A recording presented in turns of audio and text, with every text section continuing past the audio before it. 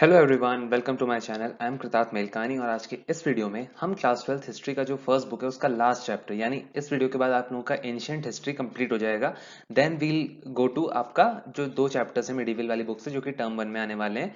और जो लोग अभी तक वीडियो को देख रहे हैं, मैं बता दूं इस चैनल पर आपको हर एक तरह का कंटेंट मिल जाएगा बिकॉज आई नो बहुत सारे नए बच्चे होंगे जो पहली बार इस वीडियो पर आ रहे होंगे। तो आपको political science, economics, geography, history, English सभी का कंटेंट हमारे चैनल पर मिल जाएगा। So make sure you subscribe it and like this video. And I know आप लोग लाइक करोगे बिकॉज कंटेंट जो होने वाला है आगे के 30-35 मिनट्स वो आप लोगों के टर्म वन के लिए बहुत मोस्ट इंपॉर्टेंट है, सबसे ज्यादा इंपॉर्टेंट कंटेंट है। ठीक है, तो इसको देख लो। आई अश्योर यू, क्योंकि मैं खुद भी जब हमने दिया था बोर्ड एग्जाम तब भी वो एमसीक्यूज आए थे, तो आई नो कि बोर्ड में किस तरह से एमसीक्यू पूछे जाते हैं। So here we start with question number 1। Question number 1 है Sanchi stupa is located in. तो देखो सांची स्तूपा आपका ऑप्शन डी मध्य प्रदेश में है और it is a kind of mound mound like आपने इस तरह का कोई स्ट्रक्चर आपने की बुक में भी उसका आपका स्ट्रक्चर का दिया है एक फोटो, तो उसमें आप देख सकते हो। और इसे सैक्रेड, इतना पवित्र इसलिए कंसिडर किया जाता था क्योंकि इसमें बुद्धा के रेलिक्स हैं। रेलिक्स का मतलब होता है कि बुद्धा और उनके जितने मतलब फॉलोअर्स थे, जो मतलब मेजर आपके फॉलोअर्स थे, लाइक आनंद उनमें से एक थे, उनके ऑब्जेक्ट्स हो सकता है उनकी मे बी उनके ऑब्जेक्ट्स हों, उनके बर्तन हो सकते हैं जिसमें वो खाना खाते थे, तो ये रेलिक में होती हैं। ठीक है, स्तूपा के अंदर उसे रखा जाता है एंड दैट्स द रीजन, क्योंकि बुद्धा के ऑब्जेक्ट उसमें होते हैं इसलिए उसे बहुत सैक्रेड कंसिडर किया जाता है। तो सांची स्तूप आपका ऑप्शन डी मध्य प्रदेश में है। सेकंड पर आते हैं, who among the following had great interest in Sanchi stupa. तो दिए गए चार ऑप्शंस में से आपको बताना है वो कौन सा व्यक्ति था जिसका सांची स्तूप में बहुत ज्यादा इंटरेस्ट था, मतलब he visited that place as well. So he was your option D Alexander Cunningham. Question number 3 पर आते हैं, who among the following begums provided money for the preservation of Sanchi stupa. तो your options are A Shahjahan Begum, B Nurjahan Begum, C Rukaiya Begum, D Nurun Nisa Begum. So आपको बताना है वो कौन सी बेगम थी जिन्होंने सांची स्तूप के प्रिजर्वेशन के लिए मनी प्रोवाइड करा, फंड किया एक तरह से। तो the correct answer is option है शाहजहां बेगम। और देखो आप इनका फोटो भी यहाँ पर देख सकते हो, तो मे भी हो सकता है कई बार आपसे इमेज बेस्ड क्वेश्चन, और हाँ जिन जो बच्चे कह रहे थे इमेज बेस्ड क्वेश्चन सर उसका एक अलग से वीडियो लाइए, देखो सारे चैप्टर के जितने एमसीक्यू सीरीज में नहीं लाए उसको फॉलो करते जाओ।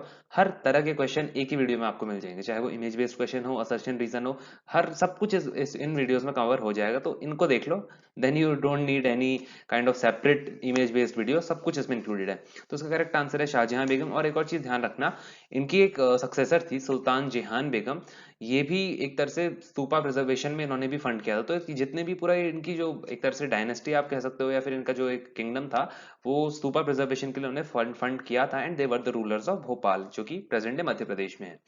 सो the correct answer was option A Shahjahan Begum. और ध्यान रखना इंपॉर्टेंट क्वेश्चन है, आ सकता है इमेज को भी ध्यान रखना कि ये शाहजहां बेगम का फोटो है। और सुल्तान जहान बेगम ये भी इंपॉर्टेंट है बिकॉज इन्होंने आपके जॉन मार्शल जो थे उनको फंड किया था, उनके लिए गेस्ट हाउस वगैरह दिया था। तो ये सब चीजें थी जो हम नेक्स्ट क्वेश्चन में भी करेंगे। Question number 4, identify the incorrect statement. तो देखो the best way to practice these questions is कि जब मैं क्वेश्चन पढ़ रहा हूँ आप लोग वीडियो को पॉज कर लीजिए, स्टेटमेंट पढ़ लीजिए, फिर जब मैं आंसर डिस्कस कर रहा हूँ आप एक बार सोच लीजिए कि मुझे कौन सा आंसर देना है। ठीक है, आप अपना आंसर लगा लीजिए, उसके बाद मैच कीजिएगा जो मैं आंसर बता रहा हूँ। आप लोग एक बार स्टेटमेंट पढ़ सकते हो। अभी इनकरेक्ट स्टेटमेंट पर मैं डायरेक्टली आता हूँ। तो गलत स्टेटमेंट आपका फर्स्ट है, बिकॉज ब्रिटिश नहीं थे जिन्होंने परमिशन ली थी शाहजहां बेगम से ईस्टर्न गेट पे ले जाने की, they were the French. Okay, you should remember this. मैंने लिखा भी है, French sought permission of Shahjahan Begum to take away eastern gateway of Sanchi stupa. और मैं सी ऑप्शन को थोड़ा डिस्कस कर लेता हूँ, the mid first millennium BC. तो देखो मिलेनियम, फर्स्ट मिलेनियम बीसी का मतलब क्या होता है ना, here you can see first millennium BC जो टर्म है इसका मतलब होता है the period between 1000 BC to first BC. Okay, तो इस पीरियड को हम फर्स्ट मिलेनियम बीसी कहते हैं। और जो मिड फर्स्ट मिलेनियम, मिड यानी 600 से लेके 1 बीसी तक, आपका 500 से लेके 1 बीसी, तो जो इसका मिड का पीरियड था इसमें एक टर्निंग पॉइंट वर्ल्ड हिस्ट्री में माना जाता है बिकॉज नए नए नए थिंकर्स इमर्ज हुए। ऐसा ही नहीं कि इंडिया में इमर्ज हुए गौतम बुद्ध, आप फॉरेन में भी देखो तो ग्रीस में आपके सोक्रेटिस इमर्ज हुए, प्लेटो, एरिस्टोटल, और ईरान में भी और चाइना में भी। तो अलग अलग वर्ल्ड के पार्ट में डिफरेंट थिंकर्स इमर्ज हुए and these new thinkers try to understand relationship between human and cosmic order. Okay, so fourth का आपका करेक्ट आंसर है ए।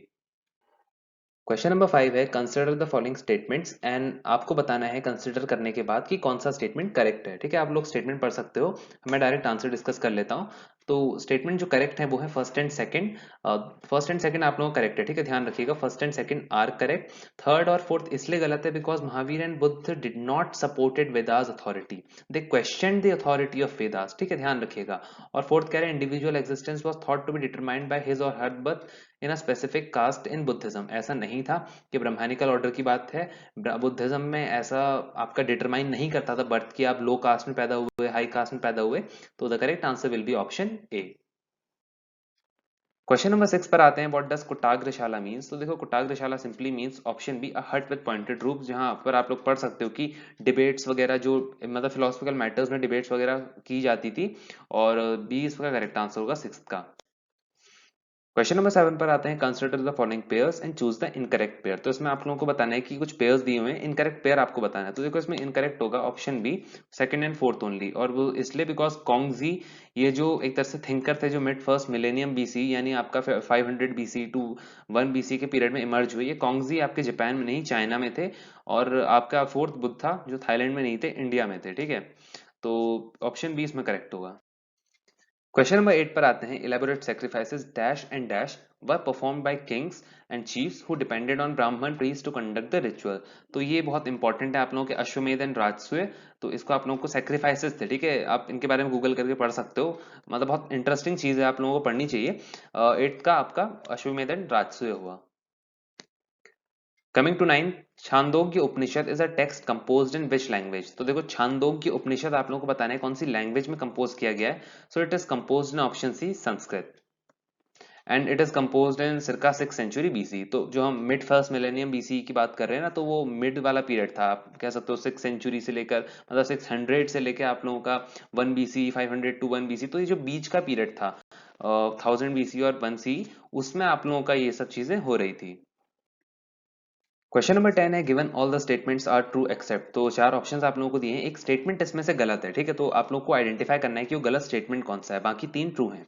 सो देखिए मैं डायरेक्ट आंसर पे आता हूँ, answer B.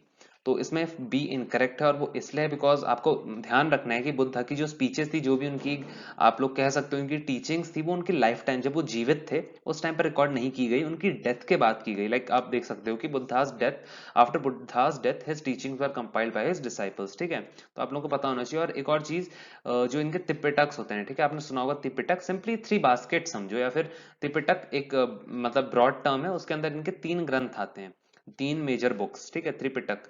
First Pitaka is your Vinaya Pitaka, जिसमें आप लोगों के रूल्स एंड रेगुलेशंस हैं for those who joined Sangha. जो मतलब बुद्धिस्ट मोनास्ट्री को ज्वाइन करते थे उनके लिए क्या रूल्स एंड रेगुलेशन होंगे, किस तरह से संघ में मतलब व्यवहार करना है, मतलब किस तरह से क्या क्या डिसिप्लिन उन्हें मेंटेन करके रखना है। तो ये सब जो रूल्स एंड रेगुलेशंस थे, ये आपके विनय पिटक में थे।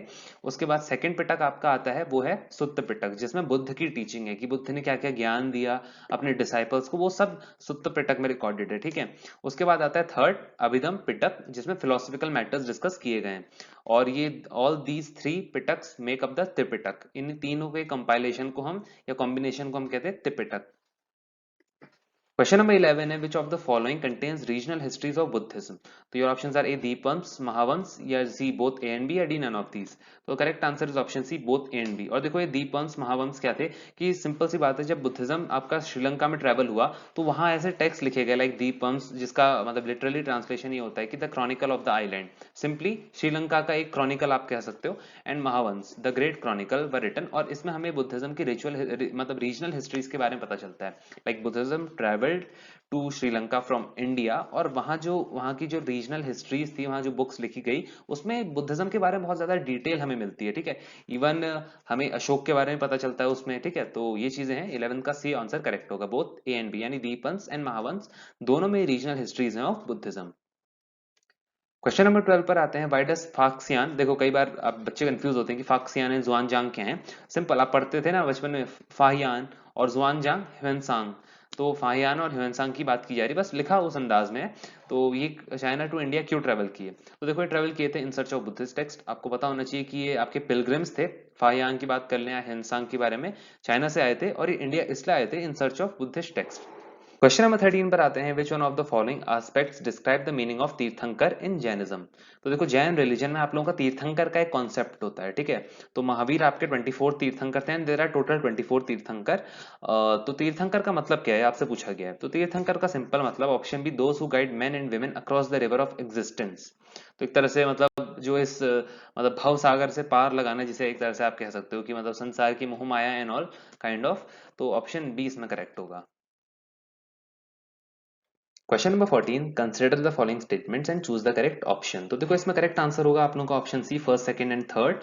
और एक और चीज मैं आप लोगों को बता दूं, महावीर लास्ट तीर्थंकर थे, ही वाज द 24th तीर्थंकर, उनसे पहले 23 Tirthankaras were already there. Okay, so 14 का आंसर होगा आप लोगों का C, first second and third, यानी all are correct. Question number 15, asceticism and penance. Asceticism का मतलब होता है वैराग्य और पेनांस मतलब प्रायश्चित are required to free oneself from the cycle of karma. तो ये किस रिलीजन ने कहा? So this was your option A, Jainism. और जैनिज्म में एक और बात थी कि monastic existence is a necessary condition for salvation. Question number 16 है, dash monks and nuns took 5 vows। तो vows का मतलब होता है शपथ, काइंड ऑफ लेना, प्लेज लेना। तो ये कौन से मॉन्क्स थे आप लोग को बताना है, तो ऑप्शन सी इसमें करेक्ट होगा, जैन मॉन्क्स। क्वेश्चन नंबर 17 है, Uttarayan Sukta belongs to which religion. तो your options are A Buddhism, B Jainism, C Hinduism या डी जुदाइज्म। तो इसमें बी करेक्ट होगा और बाकी के सभी गलत होंगे। ठीक है, तो जैनिज्म में आप लोगों का उत्तरायण सूक्त है। और एक और चीज ध्यान रखिएगा, it is a Prakrit text related to queen Kamalavati. इसमें क्वीन कमलावती की बात की गई है, तो मे भी हो सकता है आप लोगों से भी पूछा जा सकता है कि क्वीन कमलावती का रेफरेंस हमें किस टेक्स्ट में मिलता है। तो ये हमें मिलता है उत्तरायण सूक्त में, which belongs to Jainism. Question number 18, assertion reason based equation है। असर्शन दिया है, the most important idea in Jainism is entire world is animated, जिसमें लाइफ हो यानी। Reason is even stones, rocks and water have life, non injury to living beings is central to Jain philosophy. तो इसमें correct answer है option A, both assertion and reason are true and reason is the correct explanation of ए। क्योंकि देखो यहाँ पर animated की बात कर रहा है कि लाइफ है, और रीजन आपको दे रहा है कि इवन स्टोन्स, रॉक्स ये सब है, और नॉन इंजरी जो थी it was central to Jain philosophy. So this will be option A, both assertion reason are true and R is the correct explanation of A. Question number 19 है, dash is a biography of saint और religious leader. तो साधु संत की जो biography होती है उसे हम क्या कहते हैं, पर्टिकुलर टर्म आप लोगों को बताना है, उसे हम कहते हैं ऑप्शन डी, हैगियोग्राफी। तो इस चीज को ध्यान रखना। और एक और चीज है कि जो हैगियोग्राफीज होती हैं, ये सेंट्स के अचीवमेंट्स को, कि सेंट ने क्या क्या अच्छी चीजें करी, उनके क्या क्या अचीवमेंट्स रहे, उन सबकी तारीफ करती हैं। ठीक है, और उसके अलावा it tells about the believes of followers of that particular tradition. For example कोई साधु संत अपनी बायोग्राफी लिख रहे हैं, तो उसमें अपने फॉलोअर्स के बारे में मेंशन करेंगे ना, तो उससे हमें उनके फॉलोअर्स के बिलीव्स के बारे में पता चलेगा, प्रैक्टिसेस के बारे में पता चलेगा। तो हैगियोग्राफीज भी हिस्ट्री में एक बहुत इंपॉर्टेंट सोर्स है। ठीक है, क्वेश्चन नंबर 20 है, whose message spread through central Asia to China, Korea, Japan and Sri Lanka. तो वो किसका मैसेज था जो आप कह सकते हो कि सेंट्रल एशिया मतलब all over the subcontinent में ये फैला। तो he was option C, Buddha. Question number 21 पर आते हैं, Gautam Buddha belong to which clan. तो आपको बताना है गौतम बुद्ध किस क्लैन से थे, और ऑप्शंस आर ए मुनि, बी नांत्रिक, सी शाक्य या डी अजीविका। तो he was from option C, Shakya clan, and he tried to convince people through reason and persuasion. Question number 22 है, धम्म ट्रांसलेट्स टू। तो देखो अशोका का धम्म आपने पढ़ा, धम्म धम्म आप बहुत कुछ पढ़ रहे हो, तो आप लोग को बताया ना धम्म का लिटरल मीनिंग क्या होता है। It means path of righteous living, या फिर आप कह सकते हो आइडियल कोड ऑफ कंडक्ट। ध्यान रखना, रिलीजन मतलब नहीं होता। धर्म का मतलब आज के टाइम पर उसका हिंदी ट्रांसलेशन कई बार धर्म मतलब रिलीजन ये सब चीजें बोल दी जाती हैं, बट धम्म का जो रियल सेंस में मतलब था, it was path of righteous living. Question number 23, consider the following statements. और आपको बताना है कौन सा स्टेटमेंट सही नहीं है। तो देखो जो सही नहीं है स्टेटमेंट, वो है ऑप्शन सी, फोर्थ ओनली। तो जो चौथा स्टेटमेंट है वो गलत है, बिकॉज बुद्धा जो सोशल वर्ल्ड था उसे डिवाइन ओरिजिन का नहीं बताते थे, वो बताते थे कि इट इज ह्यूमन क्रिएटेड। ठीक है, लिखा भी है, Buddha regarded the social world as the creation of human beings and he advised kings to be human and ethical. ठीक है, तो इसमें आप लोगों का सी ऑप्शन करेक्ट होगा। क्वेश्चन नंबर 24 है, be lamps unto yourselves as और you must work out your own liberation were the last words of. So option A इसमें करेक्ट होगा, गौतम बुद्ध। और एक और चीज ध्यान रखिएगा कि Gautam Buddha emphasized individual agency and righteous action as the means to escape the cycle from rebirth. So 24th का करेक्ट आंसर है A, be lamps unto yourselves, Hindi में अप्पो दीपो भवो, बी और ओन लैम्प। तो ये चीज गौतम बुद्ध के लास्ट वर्ड्स थे, और उन्होंने इंडिविजुअल एजेंसी को एम्फेसाइज किया था कि आप खुद से देखिए, मतलब खुद से काइंड ऑफ की you are responsible for your own self. तो अप्पो दीपो भवो। ठीक है, तो righteous action as the means to escape from the cycle of rebirth, की अच्छे काम करते रहो। तो 24th का ए सही था। Question number 25, consider the following statements. आपको इसमें करेक्ट स्टेटमेंट बताना है। तो देखो करेक्ट स्टेटमेंट है option D, first second and third. पहला, दूसरा और तीसरा ये करेक्ट है, फोर्थ करेक्ट इसलिए नहीं है बिकॉज बुद्धास फॉलोअर्स, ये जो लाइन कह रहा है came only from lower state of society, ये गलत है। बुद्धा के जो फॉलोअर थे came from I mean many social groups, like उसमें किंग्स भी थे, वेल्दी मैन, मर्चेंट्स भी थे, वर्कर्स भी थे, और स्लेव्स भी थे, और लोअर स्टेटा के लोग भी थे। ठीक है, तो ऐसा नहीं था कि वो केवल लोअर सेक्शंस ऑफ सोसाइटी से ही आ रहे थे, काफी किंग्स वगैरह ने भी ज्वाइन किया। Question number 26, who was the first women to enter Sangha? तो संघ में एंटर यानी बुद्धिस्ट मोनास्ट्री, जैसा हमने बात करी कि पहले विमेन अलाउड नहीं थे उसमें, तो पहली विमेन कौन थी जिन्हें संघ में आपका एंट्री दी गई? So she was option D Gautami, and she was the foster mother of Buddha. Like अपने आप कृष्ण में आपने सुना होगा कि उन्हें जन्म दिया देवकी ने, बट पाल पोस के बड़ा किया आपकी यशोदा ने। तो फॉस्टर मदर आपका यशोदा काइंड ऑफ ही होता है, जो मतलब पाल पोस के बड़ा करे वाली मदर। सो बुद्धा की फॉस्टर मदर थी Mahaprajapati Gautami, and she was the first women to be ordained as bhikkhuni, मतलब जिन्हें संघ में लिया गया। 27 assertion and reason based question है। तो असर्शन स्टेटमेंट आपको दिया है, Buddhism grew rapidly both during lifetime of Buddha and after his death. Reason says Buddhism appealed या attracted to many people dissatisfied with existing religious practices. You have to tell कौन सा correct होगा।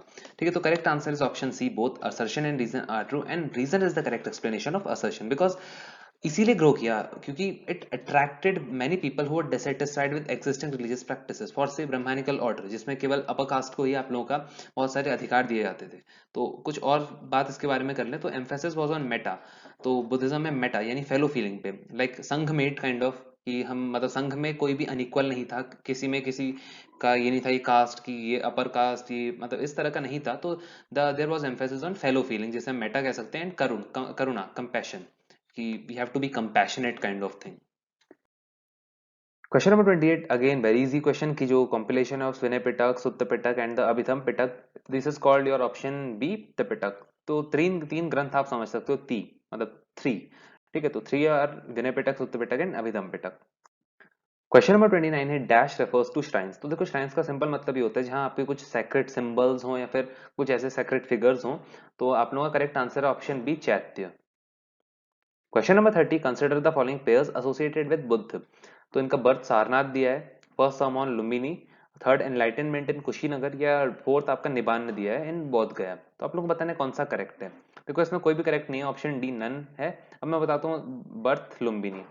ठीक है, ध्यान रखना, बर्थ इनका लुम्बिनी में हुआ था, फर्स्ट सर्मन इन्होंने सारनाथ में दिया था, I am writing it with S, and enlightenment इन्हें मिली थी बोध गया में। ठीक है, सो एनलाइटनमेंट इन्हें बोधि ट्री के नीचे आप लोगों को मिली बोध गया में। एंड निबान, जिसे हम महापरिनिबान भी कहते हैं, इट वॉज इन कुशीनगर के, I am denoting it with के। ठीक है, तो ये इनके करेक्ट ऑर्डर थे। तो यू शुड नो कि बुद्ध से, क्योंकि बहुत इंपॉर्टेंट है कि बुद्ध का जन्म कहाँ हुआ, उन्हें ज्ञान कहाँ मिला और उनकी डेथ कहाँ हुई। तो करेक्ट आंसर डी है। Question number 31, which of the following rulers erected a pillar at Lumbini to mark his visit. तो एक जो इनमें से दिए गए ऑप्शंस में से एक रूलर था, तो लुम्बिनी आया था, तो इन्होंने अपनी विजिट मार्क करने के लिए कि मैं यहाँ आया था, इन्होंने एक पिलर एरेक्ट किया। So he was option B, Ashoka. ठीक है, question number 32, Ashokavadana is a dash text. So Ashokavadana is your option D, Buddhist text. ठीक है, और इसकी हम बात करें तो अकॉर्डिंग टू इट, अशोका जो थे, उन्होंने जो बुद्धा के रेलिक्स थे, मतलब बुद्धा के रिमेन्स थे, उन्हें मतलब अलग अलग भारत के हिस्सों में बंटवाया था, डिस्ट्रीब्यूट करवाया था, इंपॉर्टेंट टाउन्स थे और जो दूसरे सेंटर्स थे, और उनके ऊपर स्तूपा का कंस्ट्रक्शन करवाया था। तो देखो स्तूपा जो होता है ना, it is constructed on the relics of Buddha, इसीलिए उसे बहुत सैक्रेड माना जाता है, कि मतलब ग्राउंड के अंदर उसमें रेलिक्स होते हैं, एंड उसके ऊपर एक स्ट्रक्चर जो होता है वो एरेक्ट किया जाता है। सो अशोक वदन हमें ये चीज बताता है कि अशोका ने ऐसा ऐसा डिस्ट्रीब्यूट करे थे, एंड 32 का डी करेक्ट हुआ।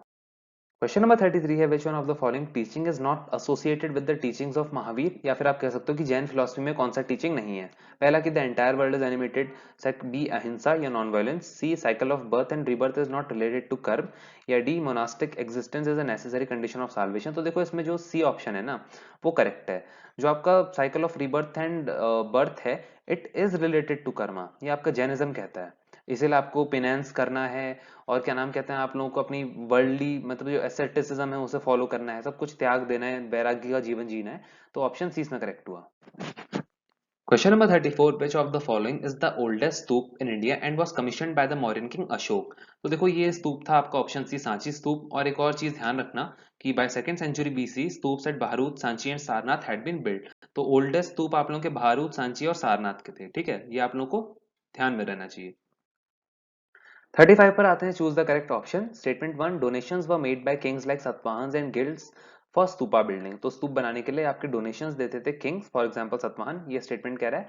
सेकंड है, women bhikkhus and bhikkhunis also contributed to stupa making. आपको बताना है कौन सा स्टेटमेंट करेक्ट है। सिंपल है, option B, both are correct. Question number 36 है, dash represents the abode of gods in stupa.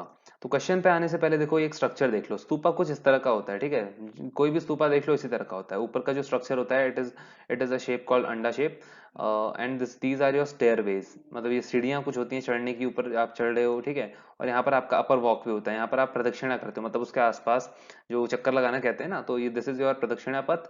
और ये तोरण वगैरह यहाँ पर ये होते हैं। और जो आप लोगों का क्वेश्चन पूछ रहा है ये वाला एरिया की बात कर रहा है क्वेश्चन में, कि dash represents the abode of God, तो ये हर्मिका रीजन है। ये जो बालकनी वाला रीजन आप देख रहे हो ना, यहाँ पर माना जाता है कि this is the house of gods, यहाँ भगवान बसते हैं। और उसके ऊपर एक मास्ट होती है, मतलब डंडी काइंड ऑफ समझ सकते हो, एक पिलर, उसके ऊपर आपके छाता लगाए जाते हैं, उस पिलर को हम कहते हैं यष्टि, एंड जो छाता लगती है उन्हें छतरी कहते हैं ऑब्वियसली। सो 36 का करेक्ट आंसर है आप लोगों का ऑप्शन हर्मिका। ऑप्शन नहीं है, डायरेक्ट आंसर है harmika. Question number 37. Who said it seems to me a suicidal and indefensible policy to allow the country to be looted of original works of ancient art? सो ये कहा था एच कोल ने, और इन्होंने इसलिए कहा था बिकॉज ये देख रहे थे कि ऑफिसर्स क्या कर रहे हैं कि इंडिया में रिसर्च के बहाने वो जो इंडिया के फॉर एग्जांपल अमरावती स्तूप से कई सारी चीजें उठा के अपने ब्रिटेन ले जा रहे हैं, कभी म्यूजियम में, कभी अपने घरों के लिए। तो इन्होंने कहा कि गलत है कि आप किसी की हेरिटेज को, किसी के कल्चर को इस तरह से लूट के ले जा रहे हो। और ये तो ये चीज थी। और मैं बार बार कहता रहता हूँ कि ब्रिटेन ने हमें इतना लूटा कि जो हमारा लूट, इफ यू नो, ये जो ये वाला शब्द होता है ना हिंदी में लूट, ये इसे लूट के अपनी डिक्शनरी में ले गए और इसे इसे इंग्लिश वर्ड बना दिया कि लूट, मतलब लूट आज का मतलब ये है कि मतलब लूट ना, तो ये हमारे हिंदी वर्ड को ही इतना ही लूटा इन्होंने हमें कि लूट शब्द तक ले गए, ठीक है। तो 37 का एच कोल आंसर है। Question number 38, Sanchi was discovered in the year. तो देखो Sanchi, this is again very important question. Option C 1818, Sanchi की खोज आप लोगों की 1818 में करी गई थी। और एक और चीज है, 1989 में सांची स्तूप की हम बात करें, it was declared world heritage site. और देखो आप सोच रहे हो कि मैं कहाँ से लाया डेटा, तो आप लोगों की टाइमलाइन में लिखा था। अगेन मैं आप लोगों को बता दूं कि ऐसा कहीं नहीं होता है कि आप लोगों की टाइमलाइन से क्वेश्चन नहीं बन सकते। बट हाँ, एक चीज है कि ऐसा नहीं है कि सभी क्वेश्चन आप लोगों की टाइमलाइन से बन जाएंगे, बट कुछ इस तरह के इंपॉर्टेंट आपके कीवर्ड्स वाले क्वेश्चन होते हैं ना, कि सांची को वर्ल्ड हेरिटेज साइट कब डिस्कवर किया गया। अब अभी आप 7 चैप्टर जो आएगा आप लोगों का विजयनगर वाला, उसमें मैं आप लोगों को बताऊंगा हम्पी को कब किया गया। तो वो सब टाइमलाइन में आप लोगों का होता है, बट यू शुड नो, और ये पूछे जाने के चांसेस भी बिकॉज इंपॉर्टेंट है। Question number 39. A story about a generous prince who gave away everything to Brahman and went to forest is known as. So this is your वेसनतारा जातक। और जातक कथा अगेन पाली में कथा होती है about the previous births of Buddha, as you know, आप लोगों को पता हो। तो वेसनतारा जातक, मैंने ये क्वेश्चन इसीलिए डाला ताकि आप लोगों को पता हो कि वेसनतारा जातक में एग्जैक्टली है क्या, ठीक है। तो एक जनरस प्रिंस की कहानी जिसने अपना सब कुछ एक ब्राह्मण को दे दिया और खुद फॉरेस्ट में रहने चला गया। Question number 40, which of the following pairs associated with Buddha symbolic representation is incorrect. तो चार ऑप्शंस आप लोगों के पास है, आप लोगों को एक गलत ऑप्शन दिया गया है, ठीक है, इसमें गलत पेयर है, आप लोगों को गलत पेयर आइडेंटिफाई करना है। सो ऑप्शन सी बोधि ट्री करेक्ट होगा। देखो एम्प्टी सीट बोल रहा है मेडिटेशन ऑफ बुद्धा, जो कि सही है। एम्प्टी सीट का अगर स्कल्पचर हमें कहीं बना हुआ मिलता है जिसका मतलब है कि बुद्धा मेडिटेट कर रहे हैं। व्हील व्हील का आपका सिंपल मतलब है सरमन ऑफ बुद्धा, और ये ध्यान रखना ये भी इंपॉर्टेंट है, ठीक है। तो बोधि ट्री का मतलब होता है बर्थ ऑफ बुद्धा नहीं होता है, बोधि ट्री का मतलब होता है एनलाइटनमेंट ऑफ बुद्धा, कि बुद्ध को ज्ञान की प्राप्ति हुई। और स्तूप का मतलब महापरिनिर्वाण यानी death of Buddha. So correct answer C है, कि इसमें सी इनकरेक्ट पेयर है, ठीक है। Question number 41 है, which of the following options is the most probable explanation for the incorporation of the शलभंजिका motif in the Sanchi stupa. तो आप लोग ये शलभंजिका मोटिव की आप लोग पिक्चर देख सकते हो, तो इसे सांची स्तूप में इनकॉर्पोरेट करने का मेन रीजन क्या रहा है, आप लोगों से पूछा गया है। तो उसका correct answer option C auspicious symbol, की एक बहुत भव्य सिंबल था, बहुत इंपॉर्टेंट ये सिंबल था। एंड इसके बारे में बताऊं तो ये सजेस्ट करता है कि many people who turn to Buddhism enriched it with their own pre Buddhist and non Buddhist beliefs and practices. कि ऐसा नहीं कि जैसे लोग अगर बुद्धिज्म में शामिल हुए तो वो अपना प्रीवियस जो भी मतलब रिलीजन फॉलो करते थे, जो भी कुछ वो ट्रेडिशन फॉलो करते थे उसको भूल ही गए, ठीक है। तो वो बुद्धिज्म फॉलो करने के बाद भी उन चीजों को अपने साथ संजो के रखते थे, मतलब जो अच्छी चीजें होती थी काइंड ऑफ। तो इसीलिए हमें शलभंजिका का motive which is a non Buddhist, ये हमें देखने को मिलता है आपका सांची स्तूप से। एंड शलभंजिका की मैं बात करूं तो हमारे हिस्टोरियंस का ऐसा मानना है कि शी इज अ वुमेन जिसके टच से जो ट्रीज हैं वो मतलब फ्लावर करते हैं, उनमें फूल लगते हैं और वो फल बियर करते हैं, ठीक है। तो करेक्ट आंसर आपका सी होगा। 42 पर आते हैं, consider the following pairs. First Shahji की Dheri which is in Pakistan, ऐसा बोला गया क्वेश्चन में। सेकंड अमरावती आंध्र प्रदेश। थर्ड अजंता मध्य प्रदेश। आप लोगों को बताना है कौन सा पेयर करेक्ट है। तो देखो करेक्ट पेयर है आप लोगों का first and second only, because Ajanta आप लोगों का मध्य प्रदेश में नहीं है, ध्यान रखना महाराष्ट्र में अजंता एंड एलोरा की जो गुफाएं हैं वो आप लोगों की आपके महाराष्ट्र में है, ठीक है। तो ऑप्शन ए करेक्ट होगा। Question number 43, consider the statements about motive. तो इस क्वेश्चन के लिए मुझे स्क्रीन से मिस्टर इंडिया होना पड़ेगा बिकॉज वरना इमेजेस नहीं आते। तो first statement is animal images were often used as symbols of human attributes. Elephant signify strength and wisdom. तो देखो मोटिव्स में हमें एलिफेंट का मिलता है, लाइक एलिफेंट आप देख सकते हो, एलिफेंट का पिक्चर इसमें दिया है। Second, a motif in which a woman is surrounded by lotuses and elephant is identified as figure either of Maya और गजलक्ष्मी। तो यहाँ पर इसकी बात हो रही है। तो ये जो वाला फिगर है या मोटिव में, इसमें बहुत सारे हिस्टोरियंस का मानना है ये माया है, द मदर ऑफ बुद्ध। और दूसरे जो हिस्टोरियंस वो कहते हैं कि एक गॉडेस है गजलक्ष्मी, जिनके आसपास आपको हाथी भी दिख रहे हैं, ये आप हाथी देख सकते हो। थर्ड, जेम्स फर्ग्यूसन, तो एक ऑफिसर थे, ये इन्होंने ही considered Sanchi to be a centre of tree and serpent worship. और ये ऐसा इसलिए था बिकॉज इनको कुछ इस तरह का मोटिव मिला, तो इन्हें लगा कि यहाँ नाग देवता की पूजा होती है kind of. Fourth is the earliest known collection of women's literature compose by bhikkhunis is known as Therigatha, जो कि करेक्ट है। तो देखो इसमें करेक्ट आंसर है आपका D, first second third fourth सभी करेक्ट है। और जो थेरी गाथा है, इसमें आप लोग की पुन्ना एक स्लेव विमेन है, उनकी स्टोरी है, ठीक है। तो आई होप आप लोगों को क्लियर हुआ हो। और ये वाला जो पॉइंट है, दिस इज वेरी इंपॉर्टेंट की द अर्लीस्ट नोन कलेक्शन, ये थेरी गाथा वाला, ठीक है। तो इसको लिख लो कहीं पर या फिर ध्यान में रखना। Question number 44, dash means on the spot. So this is your in situ, ठीक है। और एक इसके बारे में मैं आपको बताऊं तो इसका मतलब होता है कि किसी भी साइट का कंजर्वेशन उसी साइट पर हो जहां पर उसकी ओरिजिनल लोकेशन हो। कहने का मतलब है कि आप ऐसा मत करो कि आप अमरावती को कंजर्व करने के बहाने, अमरावती स्तूप को कंजर्व करने के बहाने उसके सारे गेटवेज ले जा रहे हो, ब्रिटेन में म्यूजियम में सजा दे रहे हो, अपने घर के गार्डन में लगा दे रहे हो। आपको इन सीटू कंजर्वेशन पे फोकस करना चाहिए, यानी जहां पर अमरावती स्तूप है वहीं पर कंजर्व करो, ऐसा नहीं कि उसके पार्ट्स उठा के अलग अलग रीजन्स ले जाओ। सो इन सिटू कंजर्वेशन, आई होप आप लोगों को क्लियर हुआ हो। Question number 45, identify the tradition. तो तीन हिंट आप लोगों को दी गई हैं, आप लोगों को इस ट्रेडिशन को आइडेंटिफाई करना है। तो this is your Mahayana tradition, ठीक है। तो महायान ट्रेडिशन में आपका इमेजेस की worship became an important part, and then we have bodhisattva का कॉन्सेप्ट का इमरजेंस। तो ये था आप लोगों का महायान, जिसे ग्रेट वाइकल भी कहा जाता है, and this was the new tradition of Buddhism, ठीक है। और आप लोग का एक दूसरा था जो पुराने आइडियाज को फॉलो करता था, बुद्ध की पुरानी टीचिंग्स को, और इमेज वर्शिप में बिल्कुल विश्वास नहीं करता था। इट वाज योर हीनयान, जिसको थेरावादिन्स भी कहा जाता है। And next is early Buddhist teachings had given importance to self effort to achieve nibbana. तो देखो डिफरेंस ये था ना हीनयान और महायान में। हीनयान में ये था कि आप लोगों को खुद का सेल्फ एफर्ट से निब्बान अचीव करना है, यानी आप एक तरह से कह सकते हो काइंड ऑफ ज्ञान की प्राप्ति खुद के एफर्ट से करनी है। बट महायान में क्या हुआ कि एक बोधिसत्व है, वो आपको हेल्प करेगा to achieve kind of nibbana and salvation. Question number 46, choose the correct statement. तो statement first, bhakti refers to bond between devotee and the god, which is true. Statement two, ayudhas refers to warlords. आपके options हैं, देख लो, आप answer करो। तो देखो correct answer है ऑप्शन सी, स्टेटमेंट वन तो करेक्ट है बट स्टेटमेंट टू करेक्ट नहीं है। देखो आयुधास का मतलब वॉरलॉर्ड्स नहीं होता। आयुधास घर पे आप लोग कोई भी डेटीज देखते हो, स्पेशली हिंदू डेटीज की मैं बात करूं तो आप देखते हो कि हाथ में अलग अलग आप लोगों के वेपन्स होते हैं, मतलब चमत्कारी वेपन्स हो, या फिर मतलब कुछ ऐसा बना होता है ना मूर्ति वगैरह में कुछ पकड़ा हुआ है, जैसे शिव जी का त्रिशूल काइंड ऑफ। तो उसे these auspicious objects held by deities in their hands are called ayudhas, ठीक है। तो ये वॉरलॉर्ड्स को रेफर नहीं करते। Ayudhas means auspicious objects held by deities in their hands. Question number 47, assertion and reason based question है। असर्शन आपको दिया है कि Puranas compiled by Brahmans were meant to be read by upper caste only. Reason, garbhagriha and shikhara are part of temples. तो ये तो मतलब बिल्कुल गलत हो जाएगा कि इज द करेक्ट एक्सप्लेनेशन, ये तो ऑप्शन एलिमिनेट हो गया। इसमें जो करेक्ट आंसर होगा आपका डी, कि A is false but R is true. अब देखो ए फॉल्स इसलिए हुआ बिकॉज ए कह रहा है कि केवल अपर कास्ट पढ़ सकते थे, बट पुराण्स में ऐसा नहीं था। देखो वेदों में तो था कि they can be read only by the upper caste, but Puranas में ऐसा था कि they were meant to be read allowed by everybody including women and Shudras. तो ये आप लोगों को ध्यान में रखना है कि Purana compiled by Brahmans were meant to be read not by upper caste only but also women and Shudras. Question number 48, all of the following statements regarding vows of Jainism are correct except. तो एक इनकरेक्ट आपको वो दिया गया है, एक incorrect शपथ दिया गया है, which is option B, to follow the path of moderation, जो कि बुद्धिज्म का आइडिया था, ठीक है। और जो 5 वोज ये लेते थे, it was first to abstain from killing, किसी भी जीव जंतु की हत्या नहीं करनी है। Second, to abstain from stealing, चोरी नहीं करनी है। थर्ड, एब्सटेन फ्रॉम लाइंग, कि झूठ नहीं बोलना है। फोर्थ, टू ऑब्जर्व सेलिबेसी, जिसका मतलब होता है कि सेक्सुअल रिलेशनशिप ना रखना। And fifth, to abstain from possessing property, की प्रॉपर्टी पोजेस नहीं करनी है। Question number 49, all of the following statements regarding stupa are correct except. तो 4 स्टेटमेंट आप लोगों के पास है, आप लोगों को बोला गया है कि एक स्टेटमेंट स्तूप के रिगार्डिंग इनकरेक्ट है, आपको इनकरेक्ट स्टेटमेंट बताना है। तो देखो इनकरेक्ट स्टेटमेंट इसमें बी है कि जो स्तूपा इरेक्टिंग या स्तूपा बनाने का ट्रेडिशन था ये अशोक ने स्टार्ट किया। ये अशोक ने स्टार्ट नहीं किया था, इन्होंने हालांकि कंट्रीब्यूट जरूर किया था, but it was there in existence before Ashoka. Ashoka से पहले भी ये मतलब चलन में था, तो बी इसमें सही होगा। तो मैंने लिखा भी, आप लोग पढ़ सकते हो कि ये बुद्धिज्म से पहले था, but it came to be associated with Buddhism.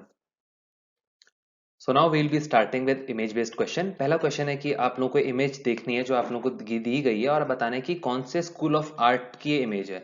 So this is from your option A Gandhara school of art. तो इसके बारे में आपको बताऊं तो गांधार स्कूल ऑफ आर्ट एक मिक्सचर आप कह सकते हो इंडो ग्रीक आर्टिस्टिक स्टाइल्स का। एक इसका जो मेन कैरेक्टरिस्टिक फीचर होते हैं मैं आप लोगों को बता दूं, एक हेलो होता है पीछे जो आप देख सकते हो, ये हेलो, और जो ड्रेस होती है कुछ इसमें इस तरह की लाइंस होती हैं, ठीक है। तो 50th का करेक्ट आंसर होगा A Gandhara school of art. 51 पर आते हैं, identify the place from where the given image inscription. तो ये इमेज इंस्क्रिप्शन जो आप लोगों को दिया गया ये कहां से हमें मिला था, तो इसका correct answer option C Sanchi. Question number 52, identify the image and the place from where it was found. So आप देख सकते हो इमेज को, it was found from Mathura, और ये एक तीर्थंकर की इमेज है, यानी ये जैनिज्म से रिलेटेड है। अब हम 53 पर आते हैं, the given sculpture from Amravati depicts. तो आप लोगों को जो पिक्चर दिख रही है अमरावती का स्कल्पचर है। अब आपको बताना है क्या डिपिक्ट करता है, क्या शो करता है। तो ये शो करता है बुद्धा का डिपार्चर फ्रॉम हिज पैलेस, जब वो सब कुछ छोड़ छाड़ के ज्ञान की तलाश में अपने महल से, आपको पता हो तो वो राजा थे, मतलब प्रिंस थे, उसके बाद वो अपना महल सब कुछ त्याग दिया था उन्होंने, तो डी इसमें करेक्ट होगा। 54 पर आते हैं, the given image of an gateway is from. तो आप लोगों को जो एक गेटवे का इमेज दिया गया है ये कौन से स्तूप से है। So this is from your option A Sanchi stupa. 55 पर आते हैं, the given image is from which famous cave. तो आप लोग एक इमेज देख सकते हो जिसमें बुद्धा एक सीटेड पोजीशन में और बाकी जो फॉलोअर्स हैं या जो भी हैं इनकी आप सेवा टाइप काइंड ऑफ कर रहे हैं, ठीक है। तो दिस इज फ्रॉम आपका बी अजंता केव्स, और अजंता केव्स आप लोगों की महाराष्ट्र में है। 56 पर आते हैं, आइडेंटिफाई द गिवन इमेज। तो अगेन आप लोगों को एक इमेज दी गई है, आप लोगों को बताना है ये किसकी इमेज है। ऑप्शन है Mahavira from Mathura, B Buddha from Bamiyan, C Varaha sculpture, या D Buddha from Mathura. So the correct answer is option D Buddha from Mathura. Question number 57, which of the following avatars of Vishnu is being depicted in the given image. तो ये image आप लोगों को दी गई है, इसमें विष्णु का कौन सा अवतार डिपिक्ट किया गया। So it is option C Varaha avatar, और ये हमें मिला था आईहोल से इन कर्नाटका, और इट इज वराह और बोर अवतार, बोर बोर यानी wild pig of Vishnu rescuing earth goddess from Aihole in Karnataka, मतलब कर्नाटका के आईहोल से हमें ये चीज मिली है। ऑप्शन सी वराह इसमें करेक्ट होगा। Question number 58, identify the temple और स्ट्रक्चर। तो आप लोगों को जो इमेज दिया गया है आप लोगों को आइडेंटिफाई करना है ये कौन सा आपका टेम्पल स्ट्रक्चर है। ऑप्शन है देवगढ़ टेम्पल, बी बराबर केव, सी कैलाशनाथ टेम्पल, या डी सांची स्तूप। तो देखो सांची स्तूप तो हमें पता है मध्य प्रदेश में है, कैलाशनाथ टेम्पल ये है, इसका करेक्ट आंसर होगा ऑप्शन सी कैलाशनाथ टेम्पल। और ये कैलाशनाथ टेम्पल आपका एलोरा की गुफाओं में है, एलोरा केव्स में इन महाराष्ट्र। और देवगढ़ टेम्पल की हम बात करें जो ऑप्शन में है, it is in Uttar Pradesh, and Barabar caves are in Bihar. Question number 59, the given sculpture is located at, your options are Ellora, B Ajanta, C Mahabalipuram, या डी गांधार। तो ये स्कल्पचर जो आप लोगों को इमेज दिया गया है कहाँ है। So this is in option C Mahabalipuram in Tamil Nadu. Next slide पर हम आते हैं, आप लोग एक स्कल्पचर्स देख सकते हो, तो तीन आप लोगों को डिफरेंट स्कल्पचर्स दिए हैं, इसका मतलब हम समझेंगे। तो देखो अगर आपका व्हील होता है, ठीक है, स्कल्पचर में, this is the wheel of धर्म, और ये आपका सिग्निफाई करता है the first sermon of Buddha जो कि उन्होंने दिया था सारनाथ में, ठीक हो गया। सेकंड, अगर आप लोग का एक स्तूपा का स्कल्पचर आप लोग देख सकते हो कि लोग उसकी वर्शिप कर रहे हैं, इसका मतलब है द महापरिनिब्बान यानी बुद्ध की डेथ। एंड लास्ट है आप लोगों का वर्शिपिंग द ट्री, इसे एम्प्टी सीड भी आप कह सकते हो कि, तो ये आप लोगों का सिग्निफाई करता है द मेडिटेशन ऑफ बुद्ध, जो बोधि ट्री के नीचे बोध गया में वो मेडिटेट कर रहे थे, उसको ये सिग्निफाई करता है। तो ये थे हमारे चैप्टर 4 के क्वेश्चंस, और इसी के साथ हमारी बुक 1 के एमसीक्यूज कंप्लीट हो चुके हैं। अब हम मिडिवियल इंडिया के जो 2 चैप्टर बचते हैं आप लोगों के टर्म 1 के लिए, उनको कवर करेंगे, और आपका टर्म 1 का हिस्ट्री सिलेबस खत्म हो जाएगा। ये क्वेश्चंस आप कर लीजिए, बहुत अच्छी प्रैक्टिस आप लोगों की हो जाएगी, आई कैन अश्योर यू, ठीक है। और दूसरी चीज, जो बच्चे अभी तक जुड़े हैं हमारे साथ, अभी तक इस वीडियो को देख रहे हैं, आई नो वीडियो थोड़ा लंबा था, तो उनको मैं एक एक्सपर्ट एडवाइस और दे दूं, एक्सपर्ट टिप दे दूं कि देखो अगर आप सोच रहे हो इमेज बेस्ड क्वेश्चन आप इस चैप्टर को छोड़ के कर लोगे, तो ऐसा मत करना। ये चैप्टर बहुत इंपॉर्टेंट है फॉर इमेज बेस्ड क्वेश्चन। आप लोग सैंपल पेपर भी उठा के देख सकते हो पिछले साल का, या फिर 2019-20 में जो बोर्ड्स हुआ था हिस्ट्री का, जो मैंने भी दिया था, तो उसमें जो क्वेश्चन था ना, इवन मेरे सेट में भी जो आप लोगों का इमेज बेस्ड क्वेश्चन था वो इसी चैप्टर से आया था। तो इसलिए मैं कहूंगा प्लीज मत छोड़ना आप लोग, क्या नाम कहते हैं, इस चैप्टर को। If you are considering image based question, this was all for this video. We'll see you in the next video. Till then, bye bye.